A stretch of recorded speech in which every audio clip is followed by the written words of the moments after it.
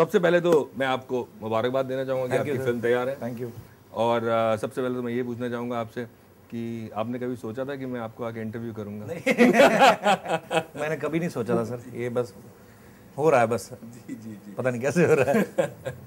अच्छा मुझे ये बताइए कि जब आप निकले थे अमृतसर से, ये कभी सोचा था कि आप फिल्म करेंगे? जनरली बताऊं तो सर मैंने नहीं सोचा था एक्चुअली, क्योंकि मैंने सिर्फ एक लाफ्टर चैलेंज के लिए आया था। मैं वो करने के बाद कुछ ना कुछ करते गए, बिकॉज रोजी रोटी के लिए कुछ ना कुछ करना पड़ता है। करते करते कॉमेडी नाइट्स बना और कॉमेडी नाइट्स से फिर फिल्मों में आना हो गया। मेरा ख्याल में फिल्म के ऑफर्स तो आपको काफ़ी पहले से आने शुरू हो गए होंगे। काफ़ी सारे ऑफर्स तो आते रहते थे, कुछ ऐसी खास स्टोरी भी मन को नहीं लगी थी कुछ।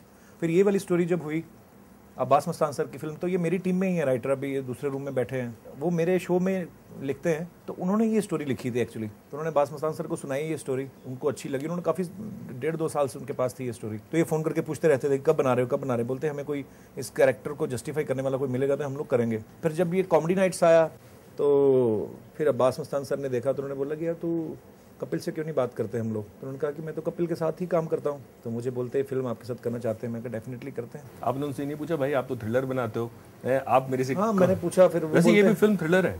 थ्रिलर ही है सर, 3-3 बीवियां आदमी झेल रहा है तो थ्रिलर ही हो गया। अब्बास मस्तान को ही क्यों चूज किया? कुछ चीज़ें होती हैं आप प्लान नहीं करते हो। अब्बास मस्तान सर ने इतनी सारी फिल्में बनाई हैं, मतलब बहुत बड़ा नाम है अब्बास मस्तान का। बाजीगर के टाइम से, खिलाड़ी के टाइम से हम लोग उनको देखते आ रहे हैं।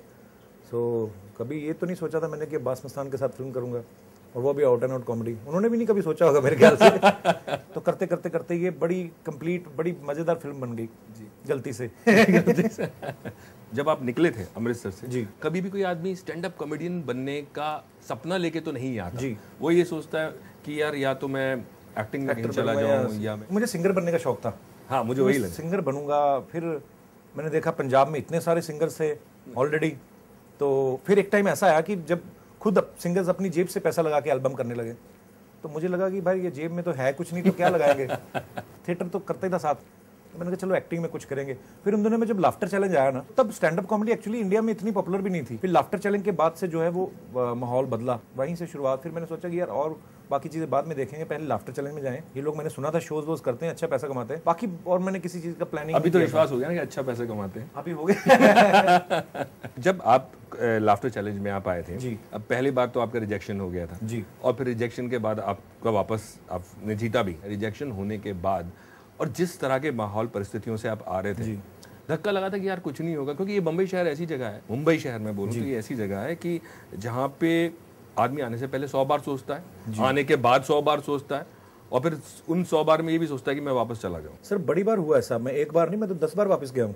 मतलब आते थे हम लोग, मैं 2001 से आना शुरू किया था, ये मेरी ग्रेजुएशन कंप्लीट हुई, थोड़े पैसे लेके आ गए। यहाँ मीरा रोड में हम लोग रहते थे, 3-4 फ्रेंड्स आए थे हम लोग, तो शेयर करके एक रूम लिया था वहाँ पे। फिर जब पैसे खत्म हो जाते फिर वापस चले जाते थे, फिर जाना वहाँ पे। फिर मैं यूथ फेस्टिवल्स में ये सब करवाता था, कॉलेजेस में ड्रामा और स्किट वगैरह तैयार करवानी, तो उससे फिर जो थोड़े बहुत पैसे कमाने हमने, तो फिर वो आके यहाँ पे खर्च कर देते थे। ये लाफ्टर चैलेंज का ऑडिशन मेरा अमृतसर में हुआ था जी। उन्होंने बाइज्जत मुझे वहाँ पे रिजेक्ट किया, और उसके बाद हाँ, तो मैं एक रीजनल चैनल के लिए उस समय काम कर रहा था। वहाँ पे जब मैं शूटिंग करने गया तो दिल्ली में दोबारा ऑडिशन हो रहा था लाफ्टर चैलेंज का, तो इस समय टीम अलग थी कोई, पर दिल्ली में मैंने कुछ अच्छा खास नहीं किया। जो मेरे से पहले वाले थे मेरे ख्याल से उन्होंने ज़्यादा खराब कर दिया था। फिर वहाँ पे जब मैंने ऑडिशन दिया तो मुझे कहते कुछ और सुनाइए।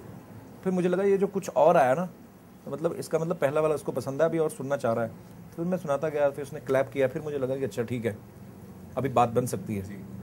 तो बस ऐसे ही शुरुआत हो गई सर। आप जब कॉमेडी करते हैं, ऐसी चीज आपको क्या खुद लगती है जिसकी वजह से आपके ह्यूमर को कामयाबी मिली? एक तो हमारे ह्यूमर में, हमारे शो में बिलो द बेल्ट हम लोग जाते नहीं है, कभी वल्गैरिटी नहीं होती। तो एक विश्वास बना हुआ फैमिलीज का कि बाप अपनी बेटी के साथ बैठ के देख सकता है, अपनी फैमिली के साथ, माँ बाप के साथ बच्चे देखते हैं। दूसरी बात ये है कि हम लोग बिल्कुल आम आदमी से जुड़ी बात करते हैं, तो उनको फिर ये चीज़ें अच्छी लगती हैं। कॉमेडी नाइट्स आपने कर लिया, आप सक्सेस मिल गई, बहुत सारे फोर्ब्स की लिस्ट में आपका नाम था, मैं कहूँ बहुत सारे तमगे लगे हुए हैं।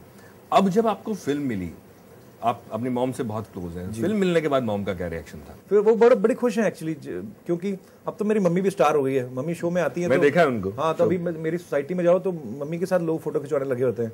तो लेकिन अब आप जब घर जाते हैं, वहाँ अमृतसर जाते हैं जब आप? अमृतसर, हाँ, मैं अभी तो 1 साल हो गया। हाँ, अगर जाते हैं वहाँ पे तो वहाँ बाहर निकलना मुश्किल हो जाता होगा?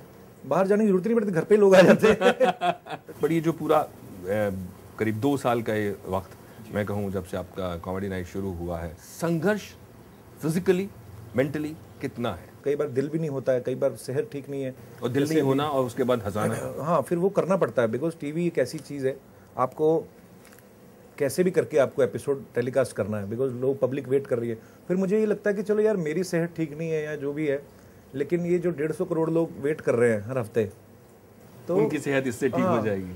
सो एक उन लोगों की दुआएं भी हैं सर जो काम करती हैं।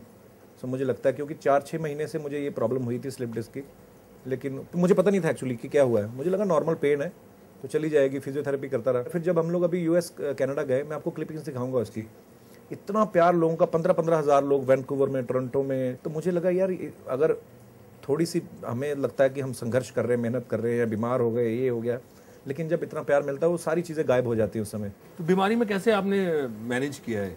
कुछ नहीं सर, ऐसे ही पेन किलर्स लेके शूट कर लेता था। आपको कब एहसास हुआ कि आप शोहरत मिल गई, आप मशहूर हो गए, आप कामयाब हो गए? कौन सा एक दिन था, कौन सा पल था वो, याद है? सर मेरे लिए पहला पल वही था जब मैंने लाफ्टर चैलेंज विन किया था। अच्छा। 10 लाख रुपए जिंदगी में पहली बार देखे थे। TDS कट के 690 आया था, पर वो भी मैंने पहली बार देखा था। पर वो पल जो थे वो ज़्यादा बड़े थे उस समय, बिकॉज वो जीरो से आए थे, कहीं एक फ्लैट में 6-6 लोग रह रहे थे उस समय। तो वो सडनली वो जो चेंज आया, ट्रांसफॉर्मेशन हुआ, वो मेरे लिए बड़ा था। अभी लोग मिलते हैं, पहचानते हैं, प्यार देते हैं अपना, तो अब तो यूज्ड टू हो गए। कभी चाय का प्याला लेके या कोई ग्लास लेके हाथ में, कभी आप सोचते हैं कि मैं कहाँ था, कहाँ से कहाँ आ गए? मैं बहुत सोचता हूँ सर। आप मेरे जितने भी आप दोस्त देखेंगे अभी भी वही हैं। कॉमेडी नाइट में भी जो कुछ लोग हैं आपके दोस्त हैं जी, जो गिटार प्ले करता है मेरे साथ, तो वो लड़का मेरे को लेके जाता था पहले शोज में।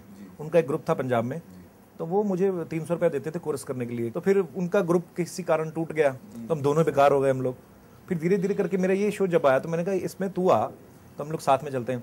अभी जब 300 रुपये लेते थे और बड़ी बड़ी बस में बैठ के सब लोग जाते थे, अभी हम लोग अमेरिका जा रहे हैं और बिजनेस क्लास में बैठे थे, मैं उसको बताता हूँ कि उसके साथ शेयर करने का ज्यादा मजा आता है। जी। जो जिसके साथ स्ट्रगल की है, तो उसके साथ ज्यादा मजा आता है। अगर मैं दोनों को कंपेयर करूं, कॉमेडी नाइट्स और आपकी फिल्म, जी, तो ज्यादा मशक्कत किस में है? सर मुझे लगता है कि टीवी में मेहनत ज़्यादा है। टीवी में हर हफ्ते आपको कुछ ना कुछ करना है, 1-1.5 घंटे का एपिसोड बनाना है। तो एक के बार आइडियाज़ की कमी आ जाती है दिमाग में कि नया क्या करें। पर मेहनत एक्चुअली देखा जाए तो ये भी मुझे लगता है दोनों तरफ सर इक्वली है। टीवी पे ये होता है कि चलो इस शनिवार थोड़े मोटे दिख रहे हैं, अगले शनिवार थोड़े पतले हो जाएंगे। तो फिल्म में तो आपको बेस्ट ही देना अपना। तो फिल्म के स्लिप डिस्क भी फिल्म में ही हुआ था। पर फिल्म में ये ईजी है कि जब एक बार एक शॉट हो गया, उसके बाद 1 घंटा लाइटिंग हो रही है, बैठ रहे हैं अपनी वैन में, आराम कर रहे हैं। लेकिन टीवी में क्या है कि 6-6 घंटे लगातार हम लोग रोल करते हैं। एक्चुअली इक्वली है, मेहनत हर जगह है, बिना मेहनत कुछ नहीं मिलता। अगर मैं आपसे पूछूं कि जो हमारे शो का नाम है ये फिल्म नहीं आसान, जी, ऐसा कौन सा लम्हा था इस फिल्म में जहां ये सटीक बैठता हो ये लाइन? ये फिल्म नहीं आसान, कि फिल्म मिलना ही बड़ा मुश्किल है। आप दुनिया में इतना टैलेंट है, यहाँ पे हज़ारों लोग यहाँ पे उतरते हैं रोज़ मुंबई में, इस सपने को लेकर कि हम भी शायद फिल्में करेंगे। कई साल स्ट्रगल करते हैं। सो मैंने तो फिल्म वाली डायरेक्शन में स्ट्रगल ही नहीं किया, मैं अलग ही रूट पे चल रहा था। तो मैं वाया आया हूँ घूम के टीवी के थ्रू ये। सो फिल्म में अभी भी बड़ी सारी चीज़ें लगती हैं। जब पहली बार डांस करने निकला तो सामने कोरियोग्राफर लड़कियाँ खड़ी थी, तो मुझे लगा अब मैं गलत स्टेप करूँगा तो बेइज्जती होगी यार। एक्चुअली बड़ी छोटी छोटी चीज़ें ले लो, बड़ी बड़ी। पर हाँ ये है कि इस इंडस्ट्री में आके वो एक पहचान बनाना और फिल्म मिलना, एक्चुअली फिल्म मिलना ही बहुत बड़ी बात है। और मैं तो हमेशा यही प्रे करता हूँ कि जो भी फिल्म आए हमेशा चले, बिकॉज अब मैंने उस प्रोसेस में से निकला हूँ तो मैंने देखा बहुत मेहनत होती है सर। 200-250 लोगों का क्रू जो दिन रात, हम लोग तो चलो कैमरा के सामने रहते हैं तो छाता ले के लोग खड़े रहते हैं, या AC वैन में घुस गए, जो लाइटमैन है पीछे, जहाँ बड़ी मेहनत करते हैं लोग। सो वो सब लोग, वो उनकी बड़ी थैंकलेस जॉब है, उनको पता भी नहीं होता किसी को कि वो लोग भी फिल्म के पीछे हैं। जी जी। मुझे सीखने का भी थोड़ा शौक है कि मैं लाइटमैन से पूछ लेता हूँ कि अच्छा आप लाइटिंग करते वक्त किन किन चीज़ों को ध्यान में रखते हो। जो हमारे DOP थे, तो मैं उनसे पूछ रहा था, अच्छा ये लेंस का क्या मतलब है, इस लेंस को क्यों यूज़ कर रहे हो। तो ऐसे ही बातों बातों में डायरेक्शन सीख गया सर मैं।